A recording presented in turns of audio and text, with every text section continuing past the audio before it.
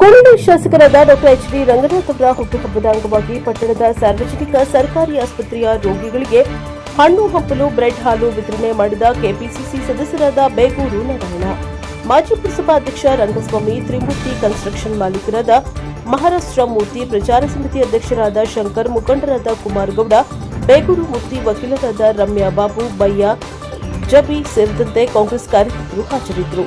Bureau report NK64 Kunigal. H D. ರಂಗನಾಥನವರು ಕೇವಲ ಶಾಸಕರಾಗಿರದೆ ಅವರ ಮೂಲ ವೃತ್ತಿ ವೈದ್ಯರು.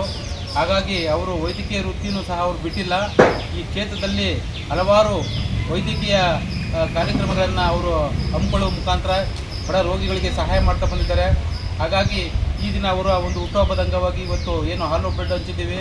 ಅವರಿಗೆ ದೇವರು ಭಗವಂತ ಆಯುಷು, ಆರೋಗ್ಯ, ಐಶ್ವರ್ಯ, ಕೀರ್ತಿ ಕೊಟ್ಟು ಕಾಪಾಡಲಿ ಅಂತ ಎಲ್ಲರ ಪರವಾಗಿ ನಾನು ಕೇಳ್ಕೊತಾ ನಮ್ಮ ತಾಲೂಕು ಅಭಿವೃದ್ಧಿ ಪಥದತ್ತ ಕೊಂಡೊಯ್ತಾ ಇರ್ತಕ್ಕಂಥ ಶಾಸಕರದ ಇವತ್ತು ಜನ್ಮದಿನಾಂಕ.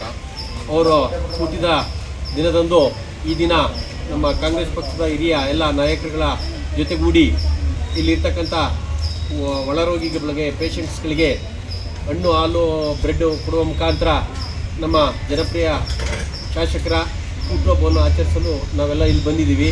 ಈ ಒಂದು ಅಭಿವೃದ್ಧಿ ಪಥನೇ ಈ ಹಾಸ್ಪಿಟ್ಲ್ ಒಳಗಡೆ ಹೋದರೆ ಗೊತ್ತಾಗ್ತದೆ. ಈಗ 2 ಕೋಟಿ ಮೊತ್ತದಲ್ಲಿ ಹಾಸ್ಪಿಟ್ಲನ್ನೇ ಪ್ರಗತಿ ಪಥದತ್ತ ಒಂದು ಮಾದರಿ ಹಾಸ್ಪಿಟ್ಲ್ ಮಾಡೋದಕ್ಕೆ ಕೆಲಸ ನಡೀತಾ ಇದೆ. ಮತ್ತು ಬಲಭಾಗದಲ್ಲಿ ಕಾಣ್ತಾ ಇರೋದು ತಾಯಿ ಮಗು ಹಾಸ್ಪಿಟ್ಲು. ಈ ಥರ ಅಭಿವೃದ್ಧಿ ಪಥಗಳು 106 ಇದೆ. ಇಂಥ ಶಾಸಕರನ್ನ ಕಂಡಂಥ ನಾವೇ ಧನ್ಯರು.